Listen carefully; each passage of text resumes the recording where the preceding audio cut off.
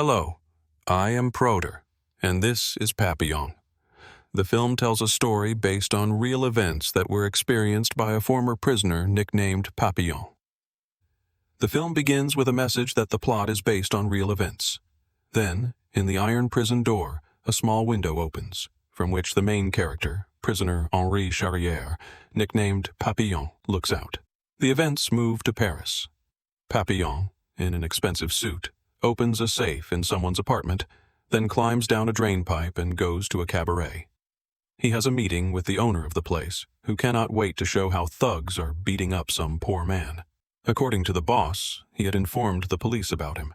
Taking from the safecracker the loot in the form of diamonds, the boss hints unclearly that Henri will face a worse fate if he tries to keep more profit than due. Later, Papillon waits in an alley for the end of the work shift of his girlfriend, a girl with very skillful hands for tight work. He gives her a necklace, but unfortunately, the jewelry catches the eye of one of the boss's henchmen. After a wild night, including drinking alcohol right on the street in front of performing artists, someone knocks at the apartment door of Henri and his girlfriend. It is the landlord, suspecting nothing bad toward himself. The thief opens the door, and gendarmes burst in, accusing him of killing a local pimp, the very same informer who had been beaten the day before. Saying goodbye to his beloved girl, Papillon promises to escape and return to her. In the cell, the safecracker meets, unilaterally, a robber named Julot. The new friend recommends getting money, otherwise escape will never happen.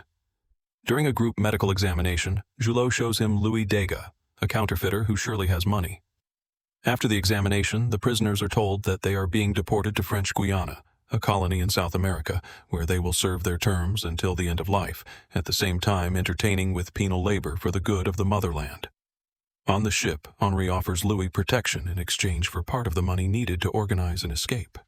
Otherwise, the proletariat wishing to expropriate on the rake will take care to ensure that the swindler does not manage to spend the money before a premature death.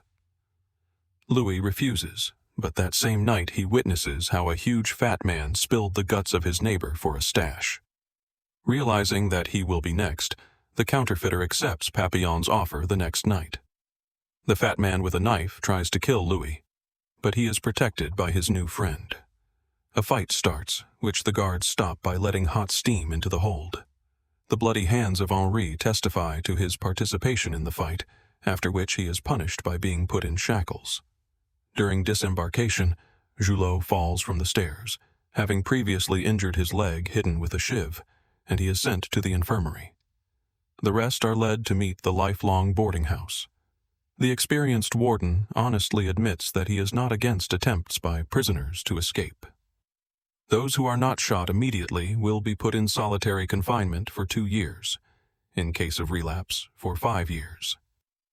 If someone happens to kill someone, then, as if by French invention, the guillotine in the first half of the 20th century was still actively used in civilized countries, precisely in such cases.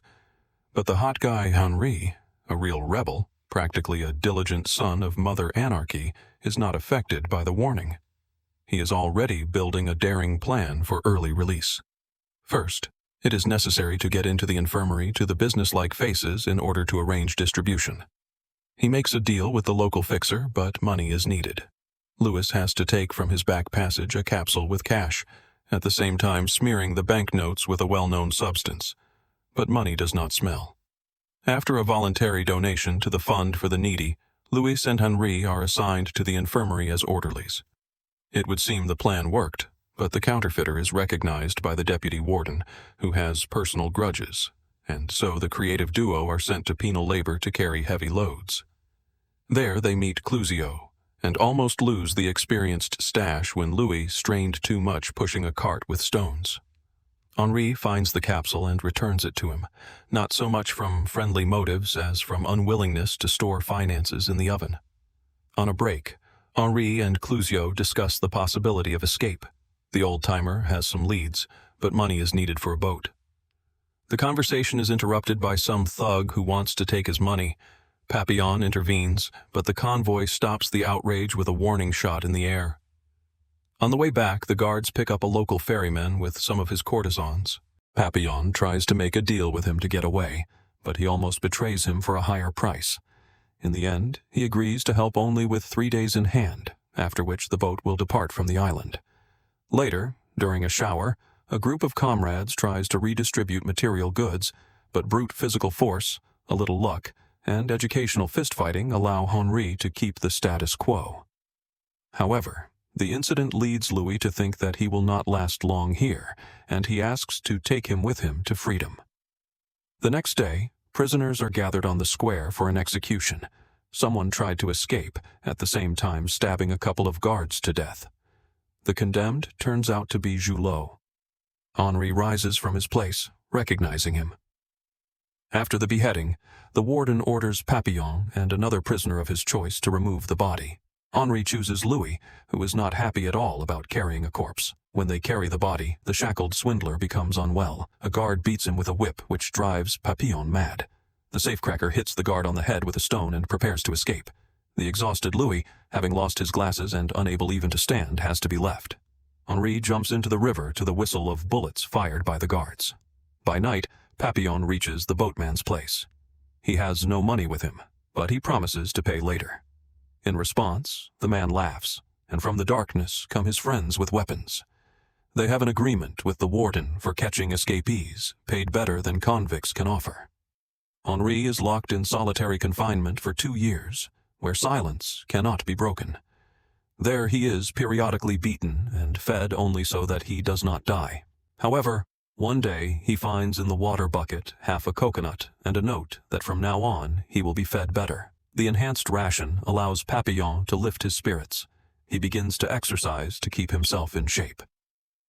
Later, the guards suspect something, check the bucket one day, and find the contraband coconut. After this, the warden himself comes to ask who is so kindly feeding him. Papillon carefully keeps silent even when his already meager ration is cut in half and then the roof over his head is closed, plunging him into complete darkness. Even when the hungry prisoner is tempted with fresh soup, he does not betray his benefactor. From the darkness, the silence, the loneliness, and the hunger, Papillon is tormented by hallucinations and visions of the past. But he does not give up, and after the allotted 2 years he is transferred from the punishment cell to the infirmary, where he successfully pretends to be insane. By this time, Louis has become a clerk and gained some freedom among the prisoners. He visits his friend in the hospital, and Henri tells him he has not given up on the idea of escape, but now the plan has been developed by the swindler himself. In a few days, a film screening will be arranged for important local figures. The warden will increase security, but it will be mostly around the guests and along the perimeter. In addition, the noise from the film will hide steps and other activity. Henri plans the details. He simulates violent fits so that the doctor gives him sedatives, which he successfully saves. Then he talks with a pretty boy whom a lustful big orderly has his eye on. At the right hour, he will have to distract him. The final touch is a meeting with Clouzio, who has cut his hand to get into the hospital but can still get the boat if there is money. Louis has to give him almost everything that is left. On the appointed day, Louis, acting as a waiter, pours sedatives into the vodka that he passes to the guards as if it were a gift from the warden. At this time, Clouzio distracts the lustful guard. Henri and Clouzio unscrew the legs from a bed, then follow into the shower room, where they knock out a guard and take his keys. They go down to the first floor where the local guards are already unconscious from the vodka sedative cocktail. The escapees wait for Louis, but he is delayed by the warden. Suddenly it starts to rain. The outdoor film screening is interrupted, and the guests are escorted under cover. Due to a short circuit, the lights go out. To the sound of the automatic siren, Louis unlocks the door for his comrades, and together they go to the prison wall. When they jump down, the electricity turns on unexpectedly, and Louis falls, breaking his leg. They drag him in the rain to the riverbank, where sellers are supposed to wait. They are met by armed men, and they have to give their last money for them to lead them to the hidden boat. The plan succeeds, and by dawn, the escapees have reached the ocean via the river in a boat. However, the flimsy craft soon fills excessively with water. The unlucky sailors cannot bail it out in time. Clouzio suggests Papillon get rid of excess ballast, meaning one of the smaller companions. The noble safecracker, of course, refuses. That is not why they came together from kilometers away. The situation worsens when a storm appears on the horizon. Clouzio, turning against Louis, pulls out a knife. However, the pretty boy, who had not in vain pleased the guard earlier, is not about to kill his partners now. He rushes at the big man but flies overboard. Between Clouzio and Papillon a fight begins. during which the one who had been sitting aside nearly drowns. Realizing that such an outcome promises him nothing good, he picks up the dropped shiv and begins to systematically stab Clusiot in the back. Throwing the body overboard and picking up the pretty boy, they enter the storm.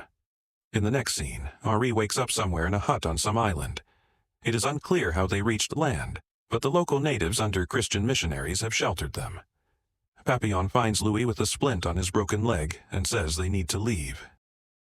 But he refuses. When Louis had warned Henri that Clusiot could not be trusted, he had not listened. Now, Louis does not want to leave. He finally enjoys popularity not only with fat prison guards, but with charming native women. Papillon leaves the coastal camp alone, but climbing the hill he sees a prison car. Warned by a nun, he hurries by a short path back to warn his partners, but he does not make it. The pretty boy is shot before his eyes, and they take Louis too, who is deeply touched that Henri came back for him, risking himself. In the next scene, a thinner and grayer Papillon is released from solitary confinement after 5 years. The warden sends him to Devil's Island, a terrible prison on a lone rock in the ocean from which there is nowhere to escape. There, in the old fortress, the remnants of prison society live out their days.